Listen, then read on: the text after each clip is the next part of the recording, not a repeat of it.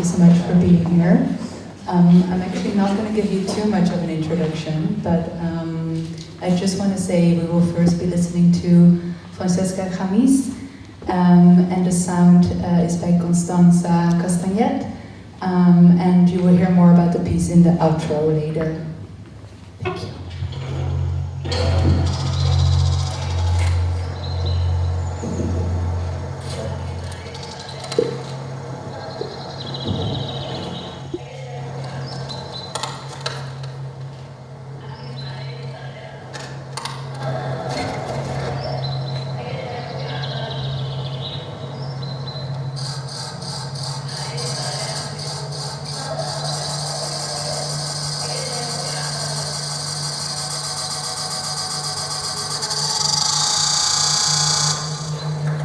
Mi casa me dice, no me dejes aquí, mora tu pasado.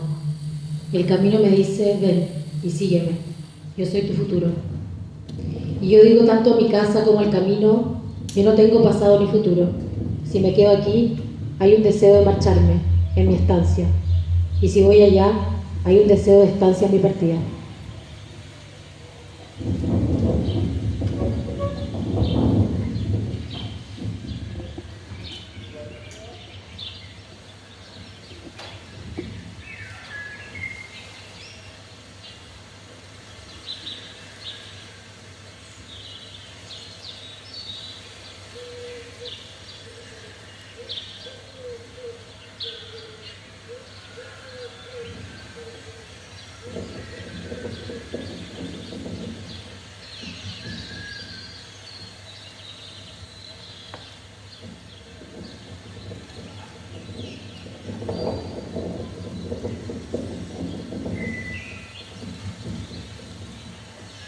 Tocar los árboles, tocar las hojas y todo. Pararse a mirar hacia el cerro que está enfrente, digamos, que es casi como mirar un espejo porque son casi iguales. Salvo por la central que está arriba, pequeño detalle. Los árboles de los higos y los almendros también.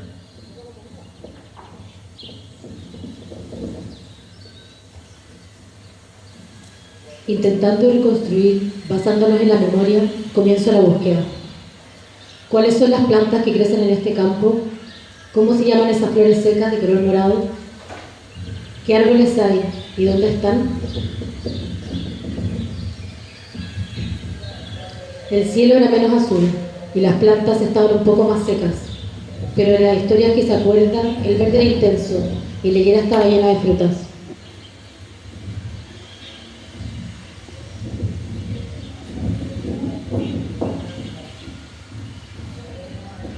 Abrimos la biblioteca y hay 1.000.000 de opciones. Empezamos a probar. Recuerdo que era café, más oscuro que eso. Era menos frondoso. Quizás ni siquiera estaba ahí.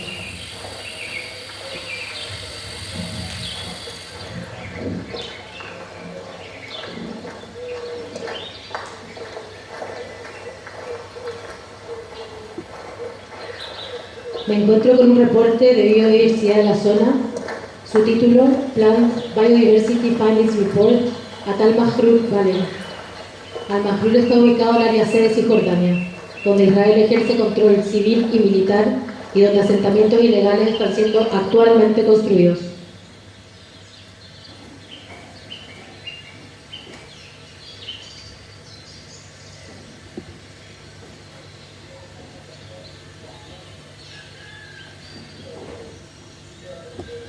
Esa foto y todas las historias que escuché sobre ti crearon expectativas sobre nuestro encuentro. Te transformaron en la proyección de todo lo que dejaron. Los tiempos aquí contigo fueron seguramente tiempos de alegría, pero el desplazamiento forzado cargó las historias de recuerdos fantásticos y ficciones personales. Ese tiempo no está aquí, tampoco fue entonces, y no lo puedo reconstruir.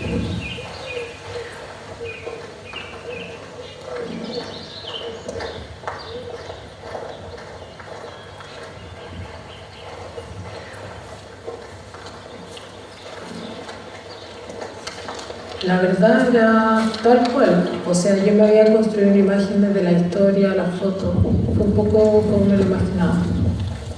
esa imagen ya está en mi cabeza de cierta forma.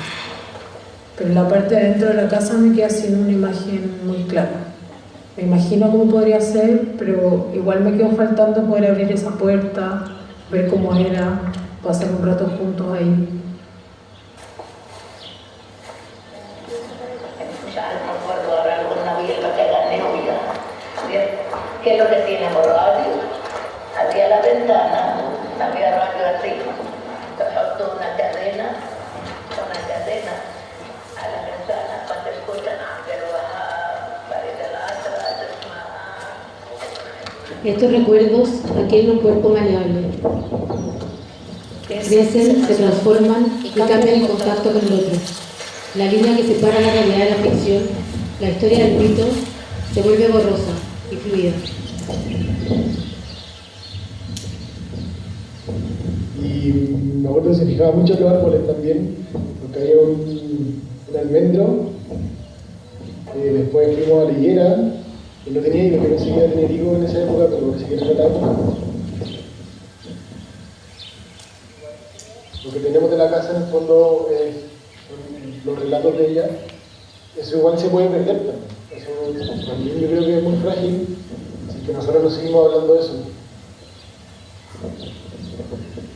Así, se entrelaza la historia vivida de una persona que fue testigo de ese tiempo anterior y que habitó ese espacio y que ahora lo ve desde el presente e intenta llenarlo en nuevo significado y abordarlo desde el que habrá sido.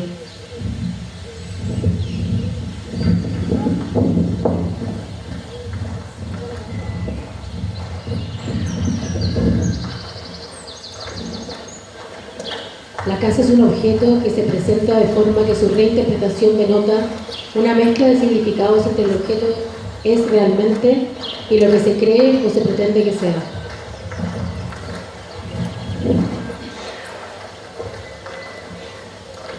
¿Cómo hacer vivir este lugar más allá del territorio? ¿Cómo hacer esta arquitectura una de la memoria en donde las piedras ya no pesan y el pasto seco no se prende? Hay algo en el no conocer que abre un espacio a las posibilidades. ¿Cómo es la representación de esos espacios que no pudimos alcanzar? ¿Qué hay en esos lugares donde alguna vez sucedieron cosas, pero que no pudimos vivir por nosotros mismos?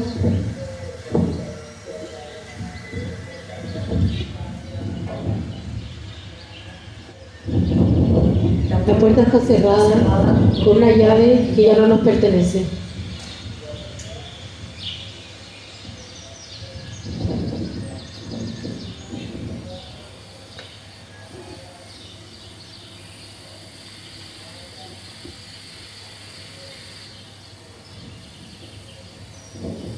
La miro hasta... Me imagino la casa por dentro.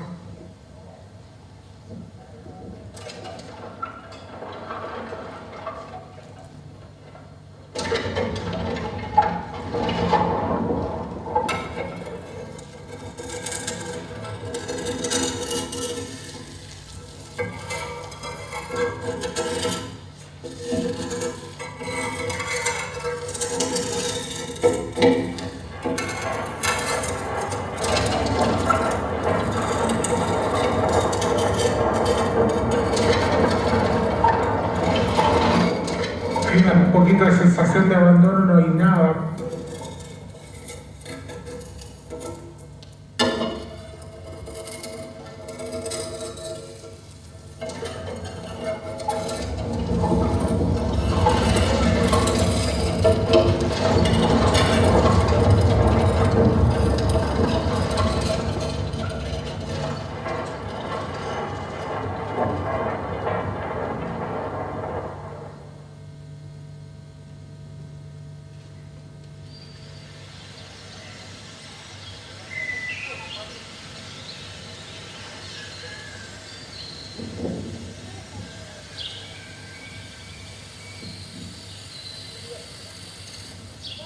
Pero para nosotros, para ver si hubiésemos podido entrar, hubiese sido maravilloso.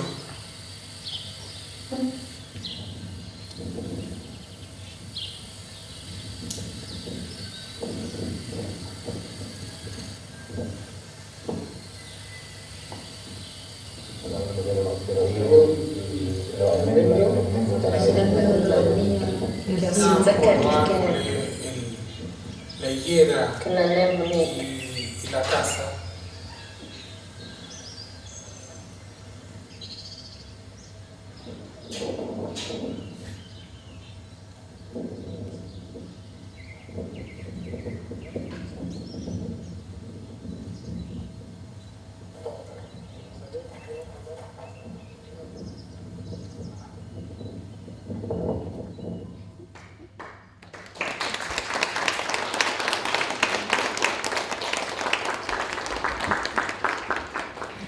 Francisca Khamis is a visual artist and designer, and through performances and installations and audiovisual works, she recalls migration stories and unfolds them between fiction and materiality. And Constanza Castagnet is an Argentinian artist, and she works with voice and technology, creating experimental environments through sounds and text and performance and video. And in this collaborative performance, Francisca remembers a house that lives on as a spirit in her family's history and memory. And she looks for ways to keep the house present and alive. Another work by Francisca and Maya Gatos will soon be featured on our plotting platform that we'll unveil later. So thank you, Constanza, thank you, Francisca, for opening today's program. Welcome, all of you. My name is Patricia de Vries. I am the head of the Art Spatial Praxis, a research group here at the Rietveld Academie. And today we're here to present a publishing platform that has been some time in the making. It is the result of several threads coming together, and I want to briefly tell you about these threads and express my gratitude to the people we have been weaving with. So what I'll do is I briefly discuss Art Spatial Praxis, the research group, what we do, and how the website that we'll show today, how it relates to the concept of the plot. I will then say a bit about the collaboration, of which the website is a result. I will then say my thanks, and after that I give the floor to Maisa Imamović Liza Prins, who will show you the platform. Then we have a little break, coffee, bathroom, and then we head on with 3 more performances. Folk performers whose work I am super excited to hear and see today. So the some of the questions that we work with are like, how do artists and researchers intervene in capitalist structures such as cities, urban development, institutes and infrastructures? How do they forge spaces within capitalist enclosures while evading being co-opted by the systems they're trying to overcome? So how do they reinterpret or reclaim spaces, spatial relationships and spatial practices? These are the questions that we work with, and these are also important questions, if you ask me, because there is no outside of capitalist enclosures. There's only within and against. So Art and Spatial Praxis is inspired by the Jamaican theorist Sylvia Wynter and her groundbreaking theories on Marxism, space and narrative. And we examine Wynter's concept of the plot as a form of art and as a spatial praxis. For those who don't know her yet, Sylvia Wynter is a scholar of literature, a novelist, a playwright, a dancer, an actress, and one of the most important decolonial thinkers of our time. And what she does in her work, I mean, she does many things in her work, but one of the things she does in her work is that she connects the enclosures of the plantation systems to today's cityscapes. And she writes that cityscapes and cities that we live in, and whatever happens within them, cannot be disconnected from the plantation systems that shape them. So it is with the plantations that the machinery of colonialism and capitalism took roots. It is on the plantations that the distinction between humans and nature emerges. It's on the plantations that race and racism becomes operationalized. So for Wynter, the idea of race is integral to the function of the plantation, but also to all of its progeny. And in her work, she connects the plantation system to today's cities, but also to climate change, to imposed poverty, to surveillance, to policing, to segregation, to gentrification, and the criminalization of non-white, non-Christian urban males, amongst other things.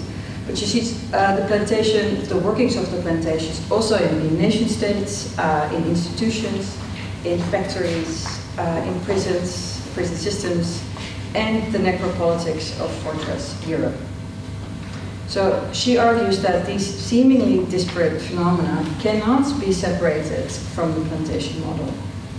So indeed, the essence of the plantation system lingers on, persisting in the form of global capitalist production that exploits nature, labor, bodies, time, life, ecologies, and animals for profit.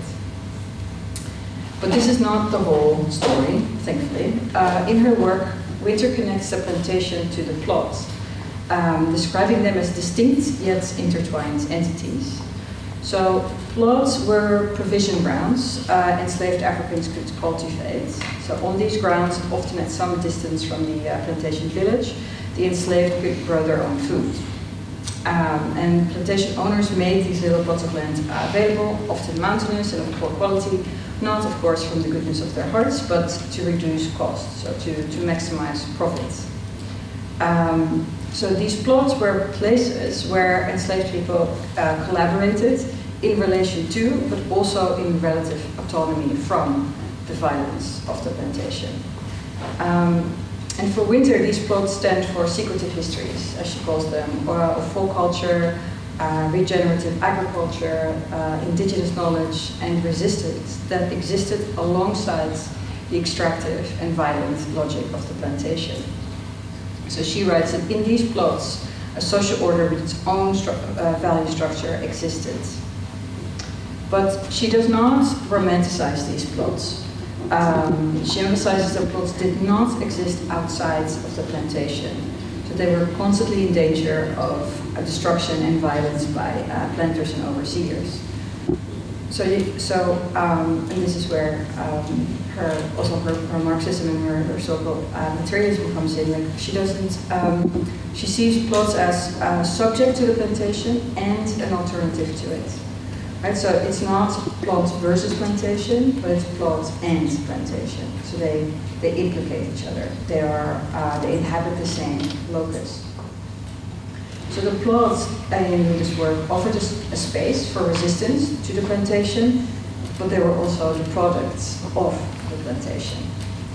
And so the relation between plot and plantation is ambivalent, right? So it's a sort of alienation and a potential form of resistance. And in Wynter's discussion of the plot, the concept is also ambivalent because it's an historical reality and a metaphor. So plot is a noun referring to a physical space, but it's also a verb for counter-hegemonic narratives and practices.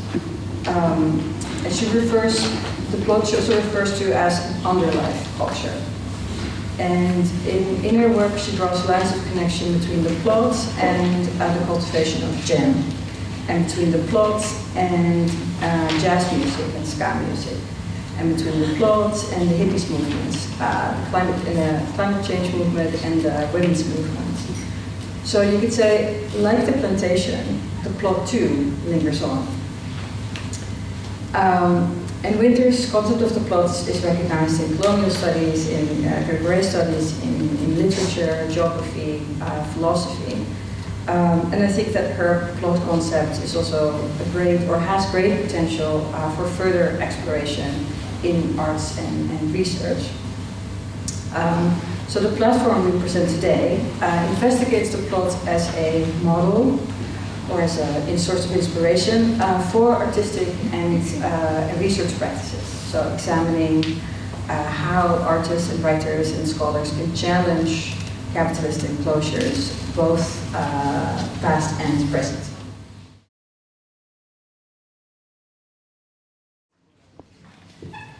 I will first introduce this very quickly. You've heard already a bit of an introduction, but give me the pleasure of introducing Maisa to you. So Maisa Imamović is a web designer and developer and a researcher interested in building hybrid publishing formats and collectively built interfaces. And she's built plotting.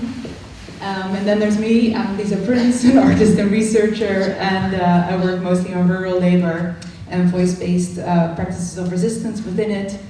And I've been very active in giving Maisa some prompts to work with, I would say.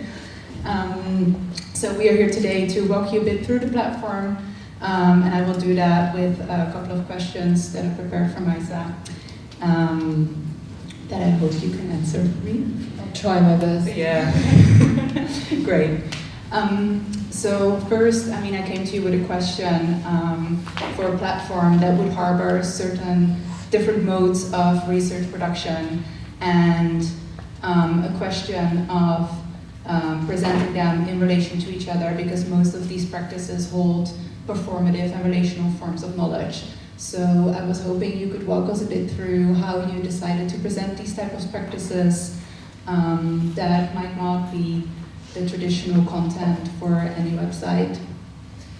Yeah, so maybe I thought the best way to answer this question is to guide us through the concept, or like how the concept came to be for the website. When I started talking to you and to Patricia, I don't think that was exactly the question. It was more like, we need a fluid publication. And then I was thinking, okay, no classification system, no names, no authors, nothing. Just like, let's start with the blank, which was an amazing skeleton of the website to work with. But then at some point, since I'm also a bad graphic designer, I asked you for some colors that may have developed during the development of the project, and then Lisa sent me an image of this beautiful blanket. And when I saw the blanket, I immediately had the concept for the website. So I was like, this is already a grid, it's pretty rigid, it has 4 colors, and I should develop that into a readable format, and that kind of like intertwines the ideas that we were talking about.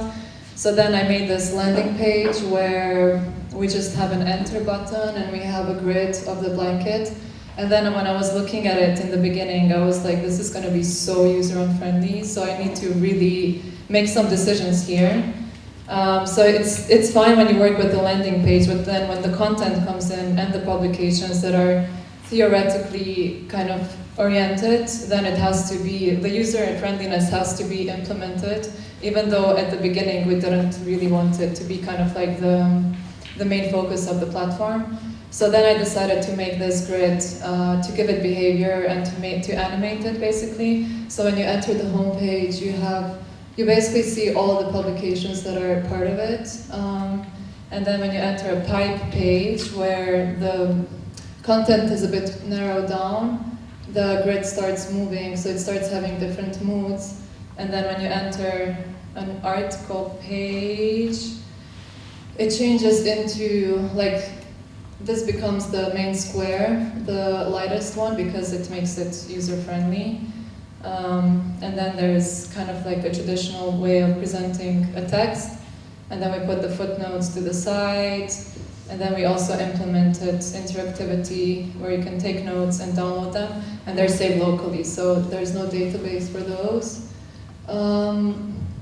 Yeah. I think Super nice. Yeah. Maybe a little bit of extra information is also that this blanket that you see is the blanket that we used to meet on with the plotting research group. So we've had our last session, but every session we would meet on this blanket. So there was some sort of significance to the blanket. The blanket did not come out of. Yeah, I think what I wanted to add, because you also wanted to ask me how does that divert the traditional web development, and I'm sorry if somebody here is a traditional graphic designer or a traditional web developer, but usually traditional graphic designers and developers, when they work with cultural institutions, they love to go to the site, take pictures of the space, of the building, and turn the website into an imitation of a physical location, which for me was always kind of like, I don't know, it represents power and a lot of state and kind of like this, yeah, like physical sense that they have the space that they always return to and that generates, I don't know, profits and all of that.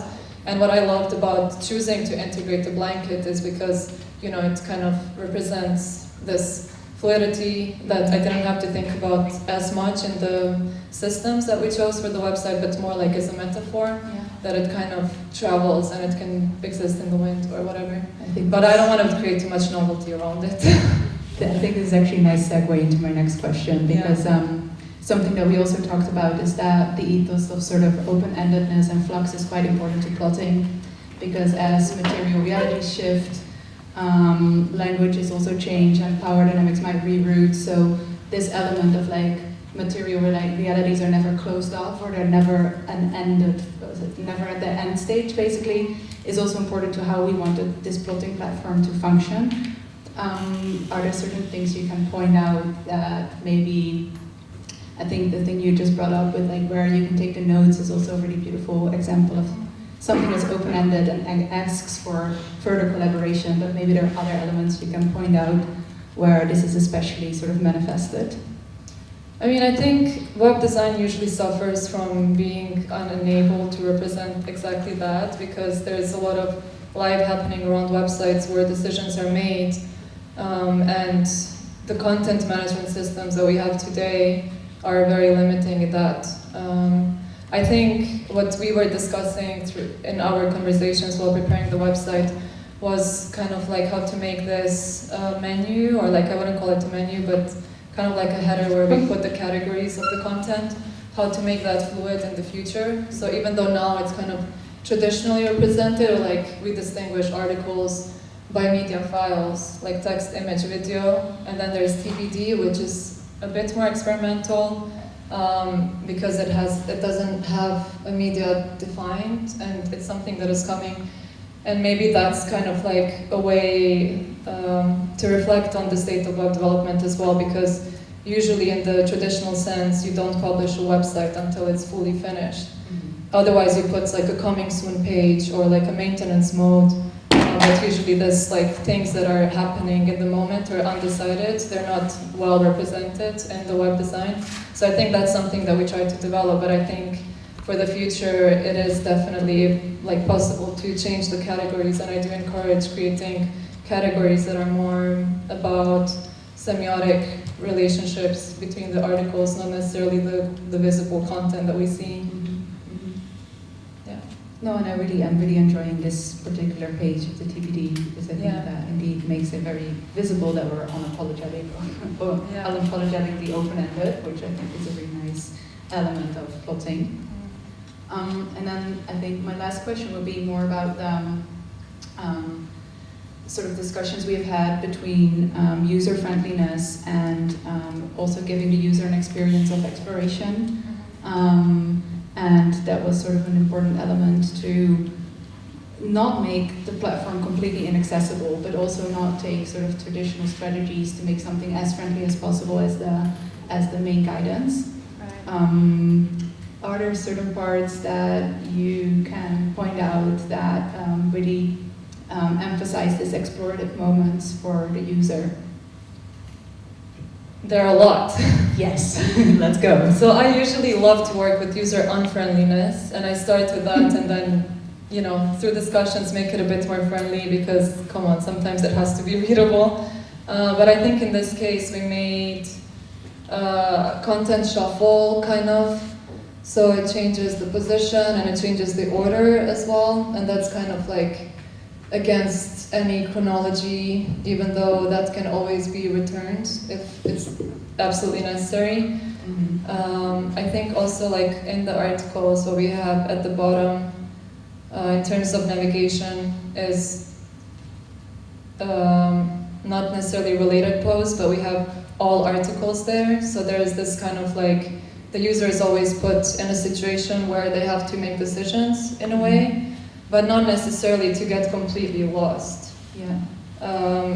So I think that's kind of, I think maybe the shuffle is the most exciting part about it, that it's always a different order, but we still do have like conventional fixed elements that make the user know how to return home and all of that. And I mean, I think these are still aesthetic gestures, right? Yeah. And I think like it doesn't really create other ways of classification systems, because we still deeply rely on those. Yeah. But maybe in that sense we can also look again at the landing page, Yeah. I think we have to. Can I go through it? No, like this? I want too many steps. So,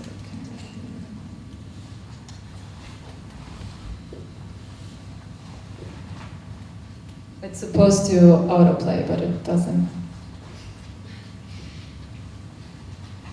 But what I wanted to draw attention to, sorry, not that the autoplay is not working at this point, but what I really enjoy is that we are so used to entering a website, immediately finding a very clear, defined menu, and I quite enjoy that. Here we're slowed down a little bit and we have to wait until the enter button actually appears.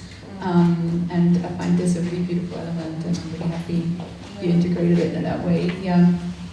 Thank you. Yeah. Is there anything else you want to draw our attention to? I mentioned the thing about the architecture. Yeah, I did. No, I'm good. Yeah, you did. Yeah. So maybe then a last thing to, because Patricia already mentioned it, but Yana has made some beautiful videos. So maybe we can just. There's Mimosa. Yes, but this one is also really nice, and I want to just let you show some of, show you some of it, because funnily enough, it's recorded in this very same room, so that should tickle the imagination a little bit.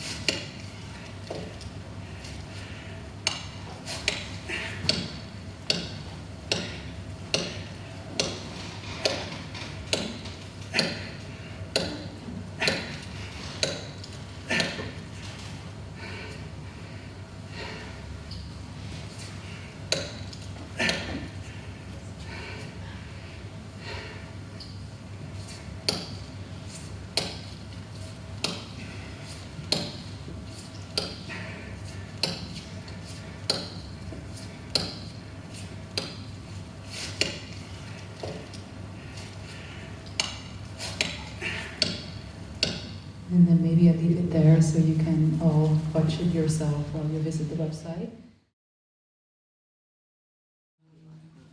We will be soon listening to a performative lecture by meLê Yamomo with his students. I'm sorry, I don't know all their names, but they might want to introduce themselves later.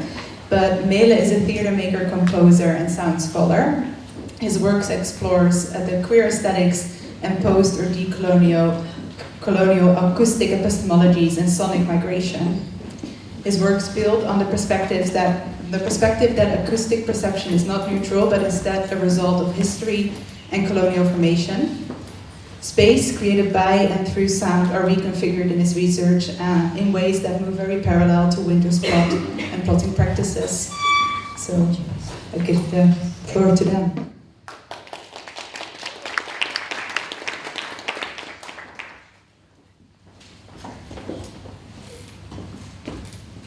Texts in sans serif font are instructions. Texts in serif font are spoken texts. Text in serif font preceded by speaker 3 should be read out loud by you. Ang mga teksto sa serif font na pinangungunahan ng speaker 4 ay dapat mong basahin ng malakas. Set the metronome to 63 beats per minute.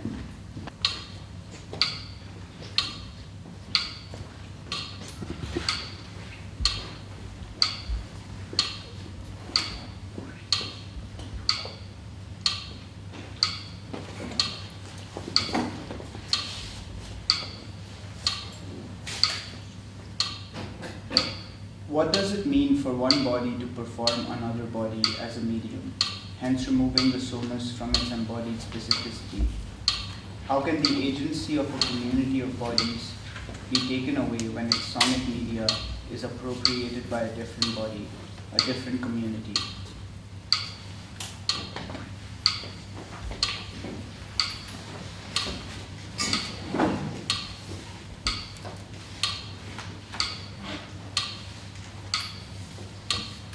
Sounds and their constructed aesthetic are the sonic legibilities of social relations. On rare occasions, they might resound utopias or dystopias. Ultimately, the encoding and decoding of sound and sonus transpire in their embodiment. It is the body which receives, repeats, reinforces, replicates, displaces, and diversifies the imagining and enunciation of pleasure, joy, pity, lamentation, anger, or disgust through social and cultural performance, and through the social act of listening. And while sound might be used as a resonance tool to disenfranchise one community and control a specific body so that it might empower another, the body could also hijack these sounds and implant new soni. One might ask also, how important is the voice in the creation of meaning and sonus? When a lover hears, "I love you," is it the voice that gives meaning to it, or is the body matters more?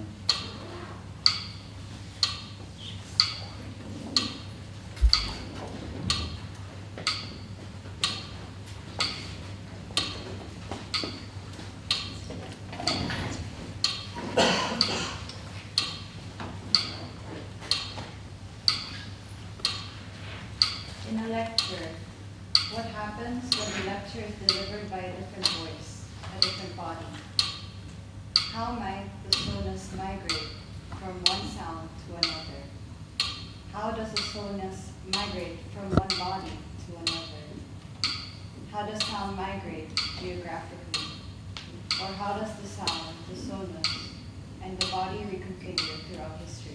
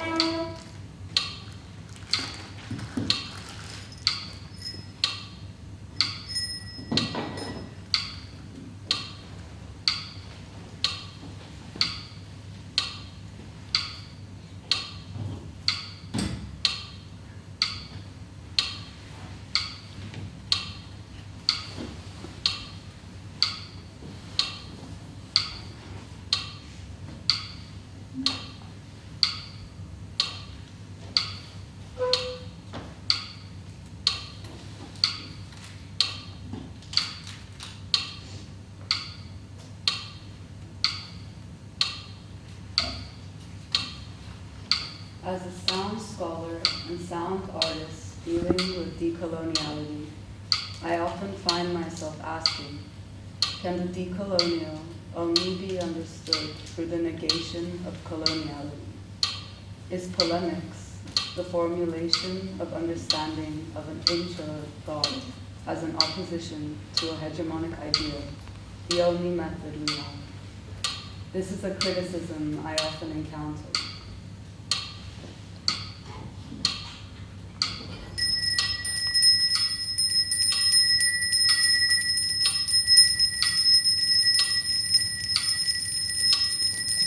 Last year, on my way to lecture at the Student Conservatory, as I was looking at the great breathtaking Swiss Alps from the plane window, I wondered how one would measure such a humongous, irregularly shaped matter.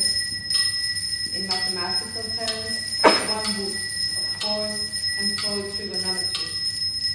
We measure the height of a massive mountain in relation to another matter or person, even if the other is miniature in comparison.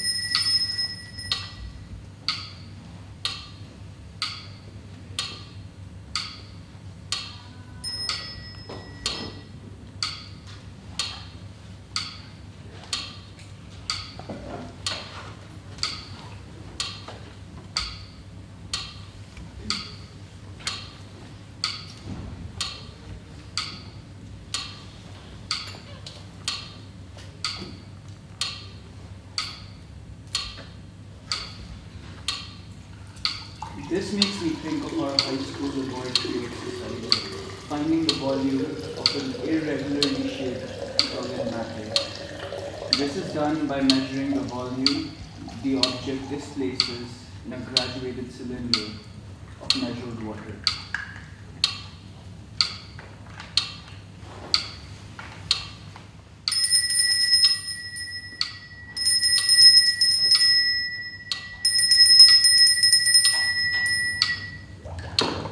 Here I am reminded that even in the natural sciences, irregularly shaped objects can only be understood in relationship to a more measurable matter, through the space it occupies and dislocates within it.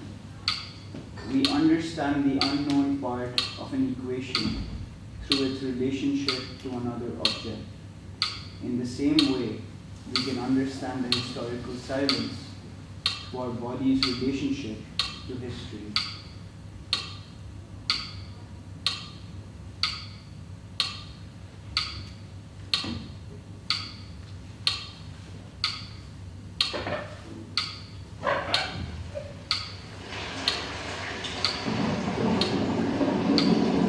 Ito ang tunog ng bagyong tropiko sa tahanan ng magulang ko sa Tagkawayan, Quezon, sa Pilipinas.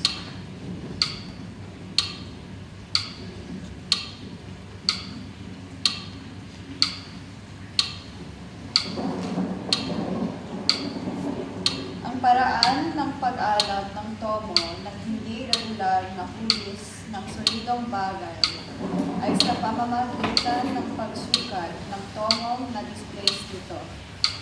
Masusukat ang tomong na likido gamit ang graduadong silindro. Halimbawa, 700 mililitro. Kapag itinagdag ang hindi regular na hugis na solidong bagay, ang karagdagang bilang ng tomo ibabawas ang original na sukat ng tubig ng siyang tomo ng bagay na idinagdag.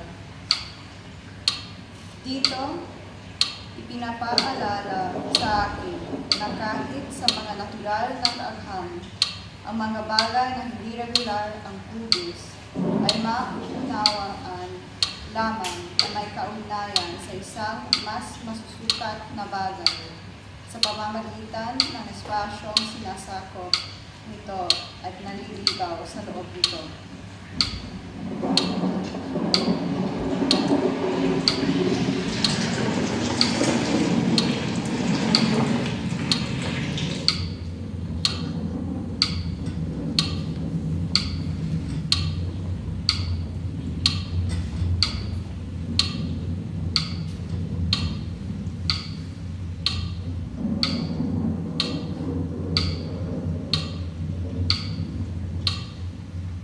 What is the volume of sound?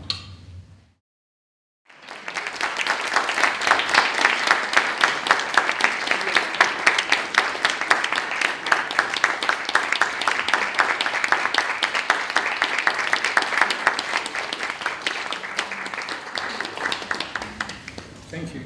Maybe you could introduce yourselves.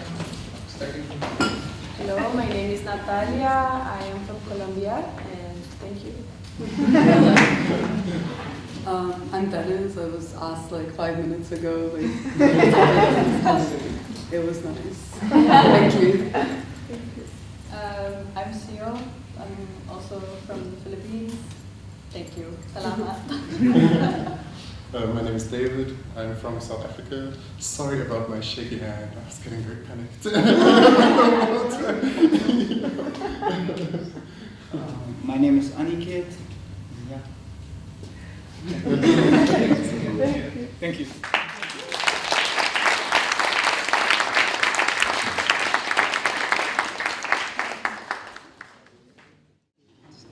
Then we're moving on to our next speaker. It's Derica Shields, and she's a writer and editor from South London, working across disciplines with a particular focus on Black aesthetics, culture, and epistemologies. In her written work, she has some beautiful explicit and more latent engagement with Sylvia Wynter's work, and which is why we invited her. And I want to mention in particular her book, Bad Practice. That is a book, right? Here, that takes the form of a set of broken essays and text and image interventions circling the concept of Black failure. Without further ado, I'll give the stage to her.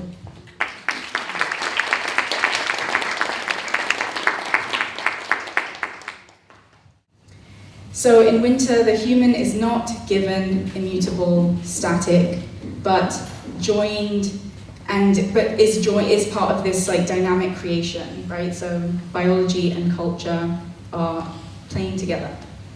In other words, human social activity, what we do, is part of the process of human evolution, who we are becoming. So this really was helping me think about what I was seeing, that there was some element of cultural causation in conversation with the physical and biological causation, right? So this came to the fore for me as I was doing this project that I mentioned, A Heavy Non-Presence. So this was an oral history project that I was doing between 2017 and was eventually published in 2021, so quite some time. And this is just me flicking through the introduction. I'll mute it so you don't have to hear my clicking. And it was an oral history. I spoke to 7 Black people, Black Londoners, who were having some experience of the welfare state. So this could be anything. It could be that they were using the National Health Service. It could be that they were seeking housing, that they were unhoused, or that they were on job seekers allowance, anything like that. But it was the whole gamut of this kind of welfare system. And my aims in the project, my initial aims were like, okay, I'm gonna provide a history that show a very, very long history of the welfare state that kind of encompasses how Black people have been positioned in relation to social welfare in Britain. And my argument was that since the 1590s, so a really long time ago, Queen Elizabeth I's reign, not the one who just died, although they do live a long time, she made this edict where she told the London mayor at the time to get all of the, quote, blackamoors out of Britain, out of London specifically, but out of Britain. And there were all sorts of kind of prohibitions around Black existence in London at that time. And in effect, Africans who were living in London were being scapegoated. But at the same time, she created the Poor Laws, which divided the deserving from the undeserving poor. So on the one hand, what I was arguing in this introduction was that you had the deserving poor, the undeserving poor, and then Black people. And the idea was that Africans needed to be expelled. They needed to be excised. And then I was trying to trace across these centuries how that has been quite consistent in terms of how Black people, African descended people have been treated in relation to the welfare state. So it's kind of falling out the bottom of this, this distinction between deserving and undeserving. And so, there were kind of several examples, but it kind of culminates in 2018. So as I was writing, when we had something called the Windrush scandal, which is not dissimilar to the welfare scandal that you all had here in the Netherlands. But in our case, it specifically concerned Caribbean elders who were coming of retirement age and therefore seeking their pension. Many of them had worked in the NHS or in London transport, or they needed healthcare. And they were rocking up to the hospital, which has become an extension of our border, and they were being told, no, you don't go here. Like, we don't know you. We don't have your papers. You don't exist legally for us. And there are lots of questions. There's an ongoing inquiry now. But in the meantime, so many of the people who were victimized by these policies have died, have been deported, have died in horrible conditions in Britain. So this was one of the things that was preoccupying me, and I wanted to write this long history to think about how Black people have been positioned within this schema, which is, this nice liberal schema that we all love in Europe. And that also, really importantly, we were being told to defend, particularly at this moment, because we'd had almost a decade at that point of austerity, of conservative government. So it was like I was trying to trace a locate an ambivalence in myself around being asked to do that, right? Like, this was not a system that had been created with Black people in mind in terms of who it was going to serve. Black people were there to serve this system. And then the second aim was that I was going to, use this oral history to create this network, and we were going to share strategies for navigating this hostile welfare system. The problem with that was that as soon as you put anything in print on the internet, it becomes subject to surveillance, and all of those strategies then become obsolete. They become completely redundant. There's no point. So one thing that happened was that I would pass strategies between people I was speaking to, great, and also in my own mind, right, it kind of provincializes the page a little bit, which I think is always important. But then a really unexpected outcome of all of this was that I was going through, even as I was doing the interviews, I was just like, everyone is really sick. Everyone I spoke to, no matter whether, the main thing I was talking to them about was housing, they had asthma, they had eczema, they had arthritis, they had high blood pressure or diabetes, seizures. It was just ongoing, and then there was also a kind of generational patterning. So parents who'd had the same thing, siblings who had the same thing, chronic illness. There were also these weird things that I was noticing. For instance, people who had grown up with a lot of housing instability then became adults and developed seizures. Or a child who was one of my interviewees who was 7 years old was having absent seizures, which then graduated into more chronic seizures. And so there was this sort of correlation that I was tracing, but that I really didn't know how to talk about, whether I should talk about it, and whether this was the project to talk about it in. There were other things I needed to do, I felt. So I knew it didn't make sense to draw straightforward causal lines, but I also knew that my silence about what I was witnessing and experiencing in these conversations was imposed on me by a certain kind of Euro-Western expectation about what I was going to do in this introduction, and my education and its epistemic frameworks. So, okay, in what Sylvia Wynter calls the biocentric model of man, cause can only be found within the domain of science. I found that and this is hard sciences, right? So I found that the politics of racial or spiritual uplift, which are very common among the working class and lower middle class Black people that I come from, also encourage Black individuals to take control of their lives, to manifest or to achieve freedom through financial literacy, capitalist entrepreneurship, or Christian faith. So to make room for what was kind of aching in me, I made this project called Love Letter for 7 Speakers. And I was gonna read a little bit from that. I'll read the introduction to it, but it was structured as a letter to the 7 participants in A Heavy Non-Presence. Dear you and us, I am sitting with a question. How do we heal when the harm is ongoing? If we agree Western science is part mythology and myth has its place, we mustn't be too literal about it. Here is some anyway. Our scientists say that when we are under attack, our bodies produce a type of hormone called cortisol.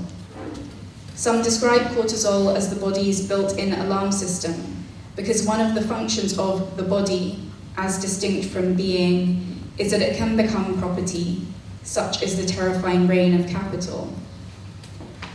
But when the body is attacked, the adrenal glands release cortisol, and one of that steroid hormone's effects is to shut down a person's parasympathetic mode so that all the body's functions turn to securing survival. The catch is, it is only when our bodies are in parasympathetic mode, when we feel safe, that rest and repair take place. And since the world is arranged in the ugliest possible ways, convincing yourself of safety is not easily achieved. Okay. And now I'm going to turn us to The Sopranos, which is strange, maybe, but which explains a lot for me.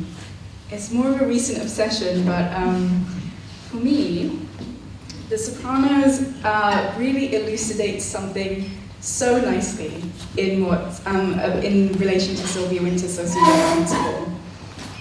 It's also this incredible, and it does that through being a kind of incredible document of, I guess, becoming an unhyphenated American, which is also becoming white.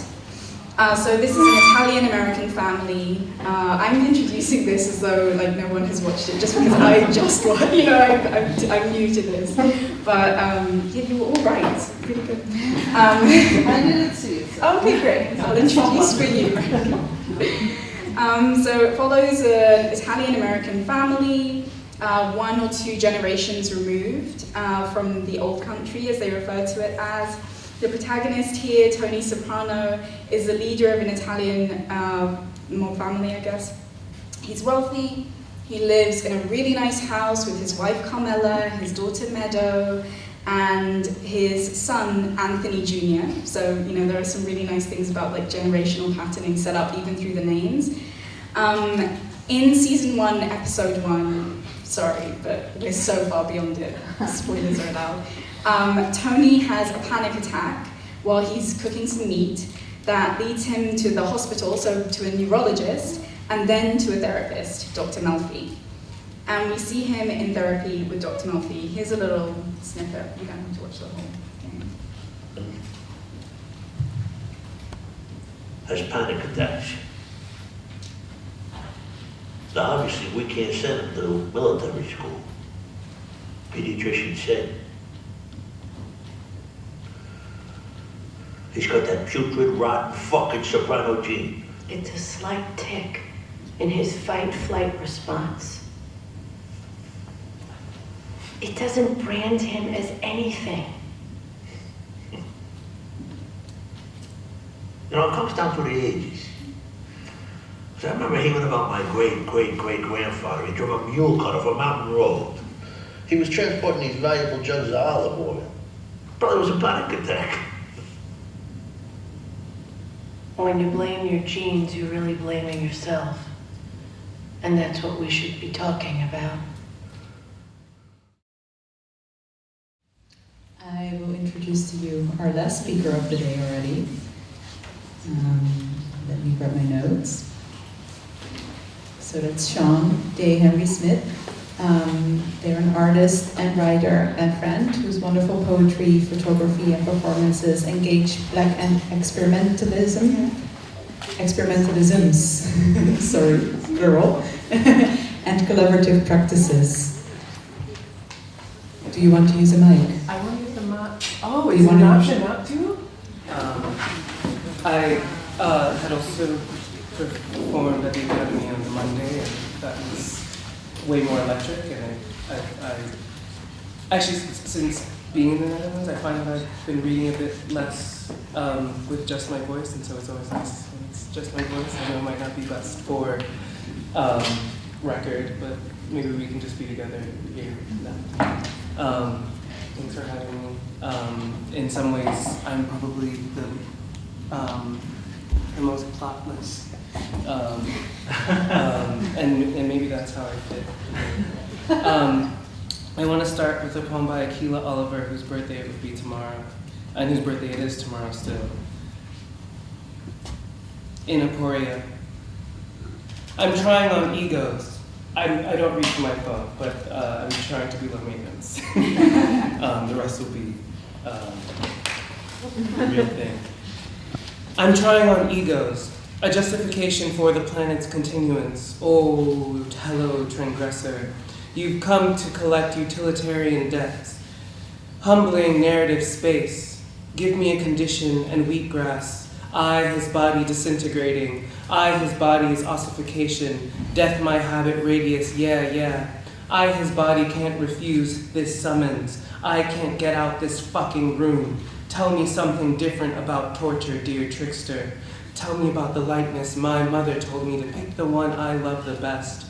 How it signals everything I ever wish to believe true, just wholly on my ship. I jump all over this house. This is it. What I thought is thought only. Nothing more deceptive than.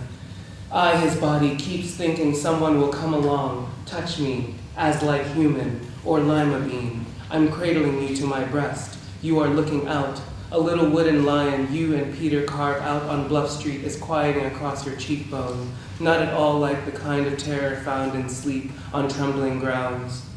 It is yesterday now. I have not had a chance to dance in this century. Tonight I shall kill someone, a condition to remember Sunday mornings. I think of lives as repetitions rather than singular serial incarnations. To understand your death as exacerbating is trying to figure out why, as school children in mid-1960s Southern California, we performed reflexive motions, cutting out lace snowflakes, reading Dick and Jane search for their missing mittens, imagining snow. And this too is fiction, the book I would want to write, R-I-G-H-T. The restored fallen heroic. Did you expect a different grace from the world or upon exit? I'm working on tough. They think I am already. Who is the dead person? Is I'm sorry real to a dead person?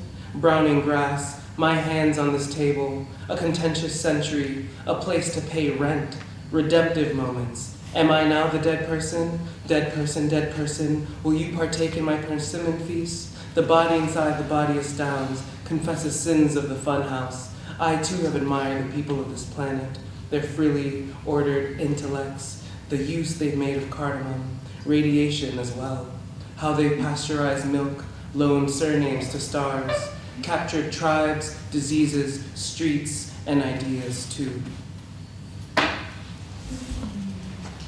Do not let the unworthy reevaluate our tenderness, sing to ever soar. Soon as the sun touches my lips, it thrusts me into everything again. Fill the air with grievances, the gratifications of descent commanding great breeze. An Aeolian surrender draws us west to investigate some terrible familiar, some sand that looks like home, shipped here pound for pound. Make tally of things stolen and ink will bleed, nonetheless notebooks filled. Labor may not have been imported the same way, but its products bear the spirit of exhaustion. Pilgrimage against pilgrims lay waste, how unholy this ground. Treacherous the North Sea in its froth. Some cross in the distance overlooks imposing. The naval ships and oil tankers blink in the distance of our picnic, well into nightfall. But we had to get there to be there, to see what was seen. Slick, wet bark of peeling burgundy trees, legion of wet, gray poplar, eyes awake, and other remnants of war. Jogging some old and babbling ghost, hilltop lone buck unafraid. The imparting ground of shaggy cows. Evidence of the struggle between lightning and the soft alder's lifelight as it grows new of its own burning bark. Lichen, frantic ants, sugared, soured lips, 4 logs cast like a family slain. Sea rocket, marum grass, web-like moss wriggles across crawling grains of sand, holding it taut, captive. Despite we make nourishment for our haunting body, treats for a seashore in our knapsack, the rum our fathers made, ashes of our mother fathers in jars, all the music we could afford to carry. day-hardened bread, pickled eggplant and chilies, fish smoked, cured, brined, cucumber water thick, berries summer sour for dessert. The trees will tell you from which way the wind blows, bending beyond the break, back up against the gust, strange wet head underwater in all that forlorn fog. There's a unit of time in that fervent splash of water, in that it was, in that it is. There's nothing but the miles we endure. Burning bush, she spake. Remedies 1. Remedies 5. Heavy altar, no elevation. A miracle trodden. The crystal diggers knew it to be true. Reorient devotion to ground, uncontained, in its own order. The walls are built only to slipping catch its holy, singing dually lean on into fervor. Praise at the collapse. Breath of burning, weightless silver saunters in gravitational cycloning downward toward that which is absorbent. And for this, what can you withstand? What will you let go? Remedy 7. Force snailed the metal shell, champagne hued. Dream body again dreams this dream. Occupied, the fourth never emerges. The third is the last. The second over time leaves me the wheel. Now I see the shore, speeding out on the end. Bottom feeding what you feed me, see. Bottom feeder, feed on me. With the lobsters where I wait. Consciousness returns at impact, an impulse of immersion. To be a character under here, would it make me again karmic?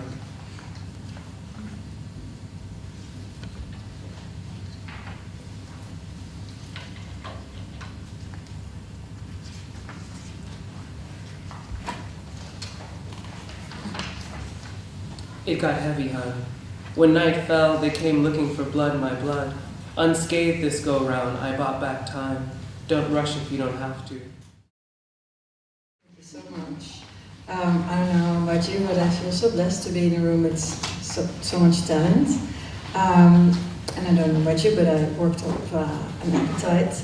So we invite you all to have a communal dinner and on the third floor of the BC building, but not before one really warm round of applause for our performers.